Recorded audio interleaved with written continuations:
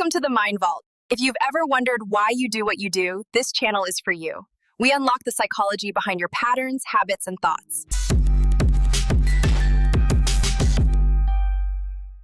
Hey there, and welcome to The Explainer. Today, we're going to talk about something, a feeling I bet a lot of you know well. It's this kind of modern unease, like you're adrift in this crazy, hyper-connected world. We're going to dive into where that feeling comes from and, maybe more importantly, what we can actually do about it. So let me ask you this. Does this sound familiar? You're constantly running, always striving for something in the future, right? A goal, a promotion, whatever. But when you get there, the satisfaction just isn't there. It never really lands. If that hits home, you are definitely not alone. This is at the very heart of what we're calling the modern malaise. All right, so if we're going to get a handle on this feeling, we've got to diagnose the problem first, right? So let's start by looking at some of the really specific challenges that seem to have defined a whole generation. You've probably heard this before. Leadership expert Simon Sinek points out that these are the kinds of labels often slapped on millennials. Leaders find them confusing. They say they want a job with purpose, but then nothing seems to make them happy. But Sinek's point is, that's not the whole story. He says there's a huge piece of the puzzle missing here, and these labels, they just miss the point of what's really happening. So what is going on? Well, Sinek says it isn't just one thing. It's more like a perfect storm of 4 different factors that all hit at once.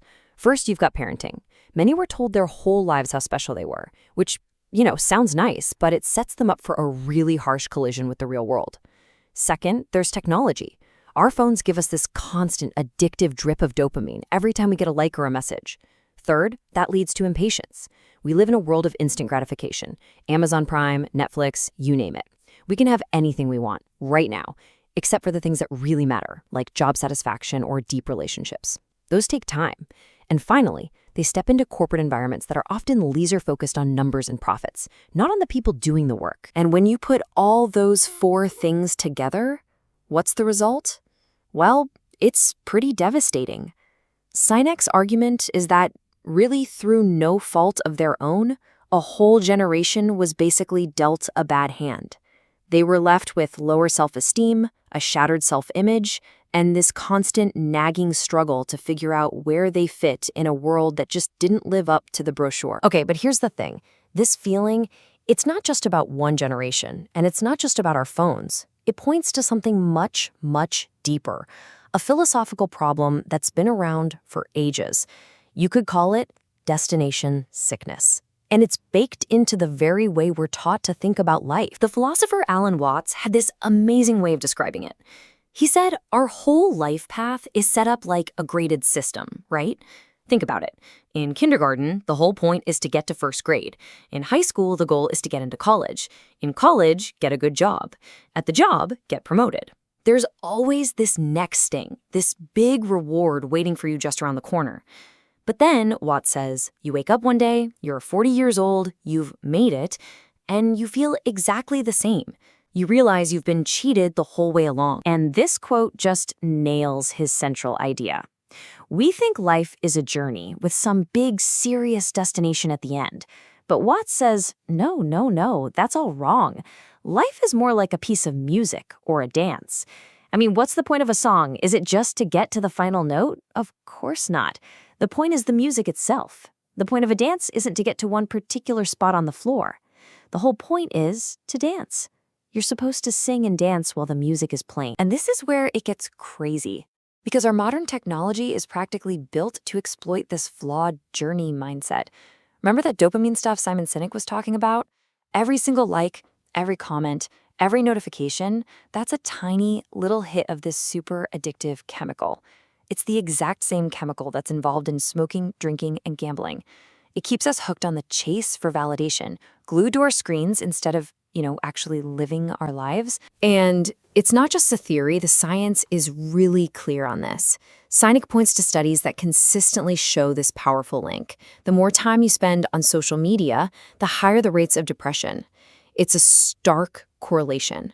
We're all on these platforms looking for connection, but the irony is they often end up making us feel more alone and more anxious than ever. So we've talked technology, we've talked philosophy, But what if it goes even deeper? The author Graham Hancock suggests this modern malaise is actually a kind of spiritual crisis. He calls it a species with amnesia. It's this haunting feeling that we're missing something, that we've forgotten something absolutely essential about ourselves. He says that the shamans he's talked to have a word for it. We've severed our connection to spirit, to that deeper well of meaning. So all of this leads us to a really important question, doesn't it? Is this feeling of being lost, is it just bad luck? Are we just an unlucky generation? Or have we, as a society, forgotten something fundamental about how to actually live? Okay, so we've spent a lot of time diagnosing the problem. Now for the most important part. What the heck can we do about it? Let's talk solutions. We're going to get into some really practical ways to start rewriting the code, both in our minds and even in our biology, to get back to a place of feeling good. First things first, it all begins with a huge mindset shift. And this brings us right back to Alan Watts. You basically have two ways to live. Mindset 1, life is a journey. It's goal-oriented. The whole point is to get to the end. Or mindset 2, life is a dance. It's process-oriented. The whole point is the experience itself. Look, shifting your mindset is huge, but you can actually back it up with your biology. Neuroscientist Andrew Huberman has this fantastic, super simple, science-backed toolkit for your morning. Just 3 things, that's it. Number 1, get outside for 5 to 10 minutes of morning sunlight within an hour of waking up. Seriously, this one is a game changer, and we'll talk about why in a sec. Number 2, wait 60 to 90 minutes before you have that first cup of coffee. This helps you avoid that awful afternoon crash. And number 3, give cold exposure a try. A quick cold shower is enough. It triggers this long-lasting wave of dopamine that can boost your mood and focus for hours. Okay, let's double-click on that first one, the sunlight, because it is so important. Seeing morning sunlight isn't just about, waking up nicely. It is a powerful biological command to your body. It sets your internal 24-hour clock, your circadian rhythm. It triggers a healthy spike of cortisol, that's your alertness hormone, and it boosts dopamine, which is the molecule of motivation. Huberman actually says this one simple thing basically tells your body it's summertime, which sets you up for an amazing day all year round. And this is what's so cool. This is where the hard science from Huberman lines up perfectly with the deep philosophy from Watts. All of these biological hacks, they're designed to do one thing: pull you into the present moment, to anchor you right here, right now. Because as Watts said, the present is the only time that's actually real. The past is just a memory, the future is just an idea. Everything, life itself, it all begins here. All right, let's pull all of this together now. The big idea is this: if we can just shift our focus away from the destination and onto the experience, away from the future and into the now, that's when we can start to feel that sense of fulfillment that's been so hard to find. I know it's easy to look at all the big problems in the world and just feel powerless. But Graham Hancock gives us a really powerful way to think about this. He says, look, maybe you can't change things on the macro level, on the global scale, but you have immense power on the micro level, in your own life. You can change your habits. You can change your mindset. You can change your home. And that is where true change always starts. And in the end, it all comes back to that simple, beautiful truth from Alan Watts. We've been trained our whole lives to race through the music just to hear the final chord, when the whole point, all along, was just to dance. So, we want to leave you with one final question to think about. If you actually stop chasing what's next, if you really truly took on this idea that the whole point is the process, what would you let yourself just be, starting today? Thanks for joining us on The Explainer. If this opened your eyes, imagine what else is hiding in your mind.